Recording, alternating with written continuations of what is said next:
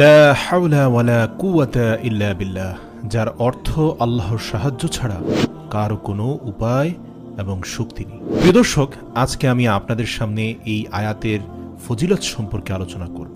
এই আয়াতটি কখন পড়বেন, কিভাবে পড়লে আপনার সকল অশুভ শক্তি দূর হবে, সকল দুঃখ বিপদ থেকে আপনি নাজাত পাবেন, কিভাবে আমল করলে জান্নাতের রাস্তা সহজ হবে, কিভাবে আমল করলে আপনার সমস্ত দোয়া কবুল হবে, কিভাবে আমল করলে আপনার নামাজ কবুল হবে, কিভাবে আমল করলে ৭০টি বড় বড় বিপদ থেকে আপনি রক্ষা পাবেন, ৯৯টি রোগ থেকে মুক্তি পাবেন। হাদিস শরীফের আলোকে আজ আমি এই সহজ জিকিরের বিশাল ফজিলত আপনাদের সামনে তুলে ধরার চেষ্টা করব ইনশাআল্লাহ। ১ নম্বর হচ্ছে, দারিদ্রতা দূর হবে এই জিকির দ্বারা। হযরত ইবনে আব্বাস রাদিয়াল্লাহু তাআলা আনহু বলেন, নবী করিম সাল্লাল্লাহু আলাইহি সাল্লাম ইরশাদ করেন, যাকে দুঃখ চিন্তা ঘিরে আছে তার উচিত বেশি বেশি লা হাওলা ওয়ালা কুওয়াতা ইল্লা বিল্লাহ পড়া। অন্য এক হাদিসে আবু হুরায়রা রাদিয়াল্লাহু তাআলা আনহু হতে বর্ণিত, তিনি বলেন, একবার রাসূল সাল্লাল্লাহু আলাইহি সাল্লাম বললেন, লা হাওলা ওয়ালা কুওয়াতা ইল্লা বিল্লাহ, বেশি বেশি পড়তে থাকো, কেননা এই বাক্যটি জান্নাতের গুপ্তধন সমূহের, গুপ্ত ভাণ্ডার সমূহের একটি গুপ্ত ভাণ্ডার। অর্থাৎ এখানে রাসূল সাল্লাল্লাহু আলাইহি সাল্লাম ৩ স্তরের শ্রেষ্ঠত্ব বর্ণনা করেছেন। আল্লাহ রাসূল আরো বলেন, যে ব্যক্তি লা হাওলা ওয়ালা কুওয়াতা ইল্লা বিল্লাহ এই বাক্যটি পড়বে, আল্লাহ তাআলা তার ৭০টি কষ্ট দূর করে দেবেন, যার সর্বনিম্ন কষ্ট হলো দারিদ্রতা। অপর এক হাদিসে আছে, লা হাওলা ওয়ালা কুওয়াতা ইল্লা বিল্লাহ জান্নাতের দরজাসমূহ থেকে একটি দরজা। হাদিস শরীফে আরও আছে, লা হাওলা ওয়ালা কুওয়াতা ইল্লা বিল্লাহ পাঠ করলে প্রতিবার পাঠ করার সাথে সাথে আল্লাহ তাআলা ওই বান্দার জন্য একজন করে ফেরেশতা নাজিল করবেন, আর সেই ফেরেশতা ওই বান্দার সমস্ত রোগসমূহ দূর করে দেন আল্লাহ তাআলার হুকুমে। হুজুর সাল্লাল্লাহু আলাইহি সাল্লাম আরও ইরশাদ করেন, যে ব্যক্তি ১০ বার বিসমিল্লাহি ওয়ালা হাওলা ওয়ালা কুওয়াতা ইল্লা বিল্লাহিল আলিয়্যিল আযীম পড়বে, আল্লাহ তাআলা তাকে এমনভাবে পূত পবিত্র করে দেন যেন আজ সে মায়ের পেট থেকে জন্মলাভ করেছে। সুবহানাল্লাহ। হযরত আবু মুসা হতে বর্ণিত, তিনি বলেন, লা হাওলা ওয়ালা কুওয়াতা ইল্লা বিল্লাহ, যে ব্যক্তি প্রতিদিন ১০০ বার পাঠ করবে সে কখনো কারো মুখাপেক্ষী হবে না। বুখারী শরীফের ৪২০২ নম্বর হাদিস। এছাড়াও রাসূল সাল্লাল্লাহু আলাইহি সাল্লাম বলেন, জান্নাতের ভাণ্ডারসমূহের মধ্যে একটি ভাণ্ডার হলো লা হাওলা ওয়ালা কুওয়াতা ইল্লা বিল্লাহ। ওনার আরেকটি হাদিসে এসেছে, হাজিম ইবনে হারমালা রাদিয়াল্লাহু তাআলা আনহু থেকে বর্ণিত, তিনি বলেন, আমি নবী করিম সাল্লাল্লাহু আলাইহি ওয়াসাল্লাম এর নিকট দিয়ে যাচ্ছিলাম, তিনি আমাকে বললেন, হে হাজিম, তুমি অধিক সংখ্যায় লা হাওলা ওয়ালা কুওয়াতা ইল্লা বিল্লাহ বাক্যটি পড়ো, কেননা তা হলো জান্নাতের গুপ্তধন।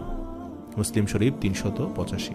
এছাড়া রাসূল সাল্লাল্লাহু আলাইহি সাল্লাম বলেন, যে আজানের জবাব দেবে সে জান্নাতে প্রবেশ করবে। আর আজানের জবাবের মধ্যে হাইয়া আলাস সালাহ হাইয়া আলাল ফালাহ যখন মুয়াজ্জিন বলবেন, সেখানে আপনি উত্তরে বলবেন, লা হাওলা ওয়ালা কুওয়াতা ইল্লা বিল্লাহ। এছাড়াও হাদিসে এসেছে, যারা কোরআন মুখস্থ করার সুযোগ পায়নি তাদের জন্য লা হাওলা ওয়ালা কুওয়াতা ইল্লা বিল্লাহ পাঠ করা। যেমন আবু দাউদ শরীফের ৮৩২ নং হাদিসে আব্দুল্লাহ ইবনে আব্বাস রাদিয়াল্লাহু তাআলা আনহু হতে বর্ণিত, তিনি বলেন, রাসূল সাল্লাল্লাহু আলাইহি সাল্লাম এর দরবারে এক ব্যক্তি হাজির হলেন। সে ব্যক্তি বললেন, হে আল্লাহর রাসূল, আমি কোরআনের কোনো অক্ষর শিখতে সক্ষম হচ্ছি না, তাই আপনি আমাকে এমন কিছু শিখিয়ে দিন যা আমার জন্য যথেষ্ট হবে। উত্তরে আল্লাহর পেয়ারা হাবিব বললেন, তুমি এই দোয়াটি পড়ে নেবে, সুবহানাল্লাহি ওয়া বিহামদিহি ওয়ালা হাওলা ওয়ালা কুওয়াতা ইল্লা বিল্লাহ। হযরত আবু হুরায়রা রাদিয়াল্লাহু তাআলা আনহু হতে বর্ণিত, তিনি বলেন, রাসূল সাল্লাল্লাহু আলাইহি ওয়াসাল্লাম বলেছেন, লা হাওলা ওয়ালা কুওয়াতা ইল্লা বিল্লাহ হলো ৯৯টি রোগের ঔষধ।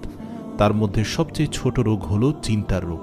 যারা টেনশনে থাকেন, সব সময় চিন্তার মধ্যে লিপ্ত থাকেন, পেরেশানি, দুশ্চিন্তা, বুক ধড়ফড়, এই আলামতগুলো যাদের শরীর থেকে মন থেকে যায় না, হযরত আনাস রাদিয়াল্লাহু তাআলা আনহু বলেন, রাসূল সাল্লাল্লাহু আলাইহি সাল্লাম বলেন, তাদের জন্য শ্রেষ্ঠ ঔষধ হচ্ছে লা হাওলা ওয়ালা কুওয়াতা ইল্লা বিল্লাহ।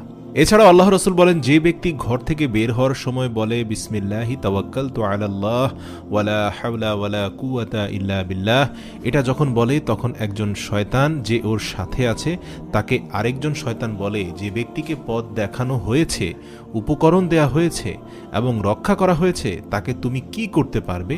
তখন একজন শয়তান যে ওই ব্যক্তির সাথে ছিল তাকে এসে আরেকজন শয়তান বলে, সরে যাও, তার সাথে থেকো না, কোনো লাভ নেই, কারণ সে ইতিমধ্যে এমন এক উপকরণ নিজের সাথে নিয়ে নিয়েছে যা তোমার মতো শয়তান কেন, ইবলিস শয়তানও তার কোনো ক্ষতি করতে পারবে না।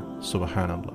ইবনে মাজাহ শরীফের 2957 নং হাদিস থেকে পাওয়া যায়, আবু হুরায়রা রাদিয়াল্লাহু তাআলা আনহু হতে বর্ণিত, তিনি বলেন, রাসূল সাল্লাল্লাহু আলাইহি সাল্লাম বলেছেন, যে ব্যক্তি বাইতুল্লাহ তাওয়াফ করে 7 বার এবং বলে সুবহানাল্লাহি ওয়ালহামদুলিল্লাহি ওয়ালা ইলাহা ইল্লাল্লাহু আল্লাহু আকবার ওয়ালা হাওলা ওয়ালা কুওয়াতা ইল্লা বিল্লাহ, আর এই দোয়াটি পড়ার পর সে আর কোনো কথা না বলে, তবে তার 10টি গুনাহ মাফ করে দেওয়া হবে, তার আমলনামায় 10টি নেকি লিপিবদ্ধ করা হবে এবং তার আমলনামায় 10 গুণ বৃদ্ধি করা হবে। সুবহানাল্লাহ। ইসলামে শুভ অশুভ বলে কিছু নেই, তবে কেউ যদি মনে করে অশুভ কোনো কিছু, খারাপ জিনের কোনো ওয়াসওয়াসা তার উপর পড়েছে, বিপদে আপদে দুঃখে কষ্টে যে কোনো অবস্থায় আপনারা এই আমলটি করবেন, লা হাওলা ওয়ালা কুওয়াতা ইল্লা বিল্লাহ। এই আমলটি যে কোনো মুসিবতে শ্রেষ্ঠ হাতিয়ার।